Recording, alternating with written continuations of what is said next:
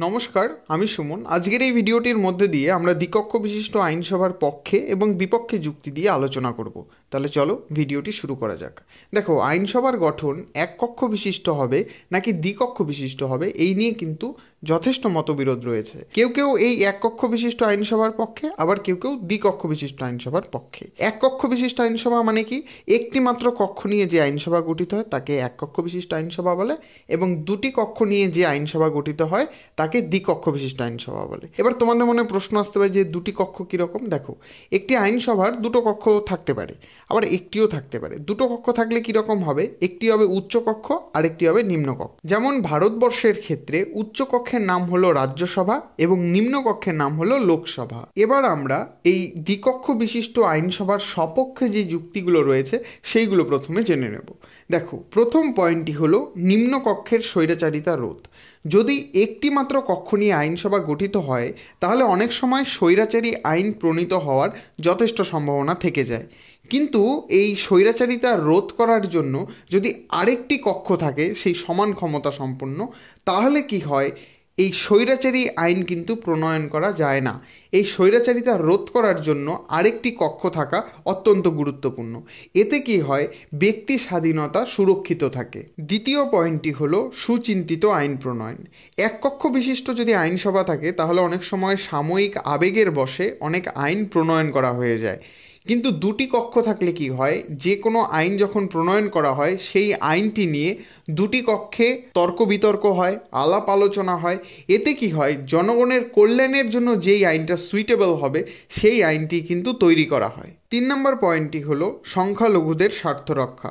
আইনসভার যদি দুটি কক্ষ হয় তাহলে যারা সংখ্যালঘু সম্প্রদায় তাদের স্বার্থ রক্ষা করা যায়। দ্বিকক্ষ বিশিষ্ট আইনসভা হওয়ায় উচ্চকক্ষে সাধারণত বিভিন্ন ব্যক্তিদের মনোনয়ন করে পাঠানো হয় বা পরোক্ষ নির্বাচনের ভিত্তিতে এই উচ্চকক্ষ গঠিত হয়। এই উচ্চকক্ষে বিভিন্ন সংখ্যালঘু সম্প্রদায়ের প্রতিনিধিদেরকে পাঠানো হয় এবং তাদের উপরে দায়িত্ব থাকে যাতে এই সংখ্যালঘু সম্প্রদায়দের স্বার্থের উপযোগী আইন প্রণীত করা যায়, তার জন্য যাতে তারা বিভিন্ন উদ্যোগ গ্রহণ করেন। 4 নম্বর পয়েন্টটি হলো বিজ্ঞ লোকেদের প্রতিনিধিত্ব। অনেক সময় জ্ঞানীগুণী মানুষেরা কিন্তু সরাসরি রাজনীতিতে আসতে চান না, কারণ রাজনীতিতে অনেক প্রতিহিংসা দেখা যায়, হ্যাঁ, অনেক শত্রু বাড়ে, আরও অনেক সমস্যার জন্য তারা সরাসরি রাজনীতিতে আসতে চান না। কিন্তু তারাও তো দেশের জন্য অনেক কিছু করতে চান। এবার তারা কিভাবে করবেন? তো আইনসভার যদি দুটি কক্ষ থাকে তাহলে উচ্চকক্ষে সাধারণত মনোনীত হয়ে বিভিন্ন ব্যক্তিরা আসেন। তো এই ব্যক্তিদেরকে, যারা জ্ঞানীগুণী বিজ্ঞ ব্যক্তি, তাদেরকে কিন্তু সেখানে জায়গা দেওয়া হয়। যেমন ভারতবর্ষের ক্ষেত্রে যে রাজ্যসভা রয়েছে সেই রাজ্যসভায় 12টা সিট কিন্তু এই জ্ঞানীগুণী বিজ্ঞ মানুষদের জন্য বরাদ্দ করা আছে। যেমন ধরো, যারা খেলাধুলোয় ভালো, সাহিত্য, তারপরে চারুকলা, বিজ্ঞান, বিভিন্ন ফিল্ডে যারা ভালো, ঠিক আছে, খুব তারা এক্সপার্ট ওই ফিল্ডগুলোতে, সেই সকল মানুষদেরকে কিন্তু এই রাজ্যসভায় জায়গা দেওয়া হয়। পরবর্তী আমাদের পয়েন্টটি হলো রাজনৈতিক শিক্ষার বিস্তার। দেখো, দ্বিকক্ষ বিশিষ্ট আইনসভা যদি হয়, যখনই কোনো আইন প্রণয়ন করা হয় সেটা নিয়ে তর্ক বিতর্ক হয়, বিভিন্ন রাজনৈতিক দল সেগুলো নিয়ে মতামত দেয় এবং সেই মতামতগুলোকে কিন্তু গণমাধ্যমের দ্বারা প্রচার করা হয়। এবার যখনই এগুলো লাইভ টেলিকাস্ট করা হয় বা সংবাদপত্রের মাধ্যমে সেগুলোকে ছাপানো হয়, এতে মানুষের মধ্যে কিন্তু রাজনৈতিক সচেতনতাটা যেমন বাড়ে, তার সাথে সাথে মানুষের মধ্যে রাজনৈতিক শিক্ষাটাও কিন্তু বৃদ্ধি পায়। এবার আমরা এই দ্বিকক্ষ বিশিষ্ট আইনসভার বিপক্ষে যে সকল যুক্তিগুলো রয়েছে সেইগুলো জেনে নেব। প্রথম পয়েন্টটি হলো অগণতান্ত্রিক গঠন। দেখো, গণতন্ত্র মানেই হলো যে জনগণের দ্বারা, জনগণের জন্য, জনগণের শাসন।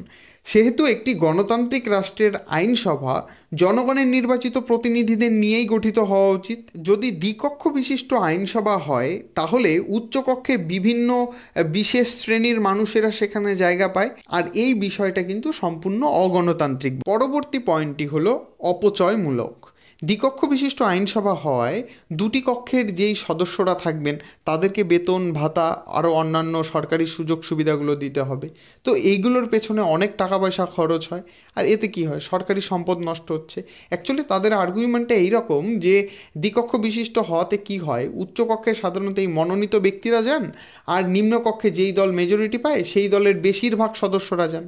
তো একটা কক্ষেরই দুটো সদস্য হয়ে যাচ্ছে, তো তাদেরকে বেতন ভাতা অন্যান্য সুযোগ সুবিধা দিতে হয়। তো এভাবে কি হচ্ছে, সরকারি সম্পদ অপচয় হচ্ছে, সেই টাকাটাকে কিন্তু মানুষের কল্যাণের জন্য ব্যবহার করা যেতে পারতো। 4 নম্বর পয়েন্টটি হলো সিদ্ধান্ত গ্রহণে বিলম্ব। অনেকের মতে আইনসভার যদি দুটি কক্ষ থাকে তাহলে একটি উচ্চকক্ষ আরেকটি নিম্নকক্ষ হয়। এবার নিম্নকক্ষের নেওয়ার সিদ্ধান্তটাকেই কিন্তু উচ্চকক্ষের যে সকল সদস্যরা থাকেন তাদেরকে মান্যতা দিতেই হয়, কারণ নিম্নকক্ষ হলো জনগণের প্রতিনিধিদের নিয়ে গঠিত হয়, জনগণ সেখানে নির্বাচন করে সেই সকল প্রতিনিধিদের। তাই নিম্নকক্ষ সাধারণত বেশি শক্তিশালী হয়। তাই নিম্নকক্ষের সিদ্ধান্ত যেহেতু মানতেই হচ্ছে, তাই কোনো সরকারি সিদ্ধান্ত যখন গ্রহণ করা হয় সেই সিদ্ধান্তটা গ্রহণ করতে কিন্তু অনেক সময় অপচয় হয়ে যায়। কোনো এমার্জেন্সির সময় কিন্তু চটজলদি করে কোনো সিদ্ধান্ত নেওয়া যায় না। তো এই ছিল আজকের ছোট্ট একটি ভিডিও। ক্লাস 12-এর জন্য তো এটা অত্যন্ত গুরুত্বপূর্ণ একটি টপিক।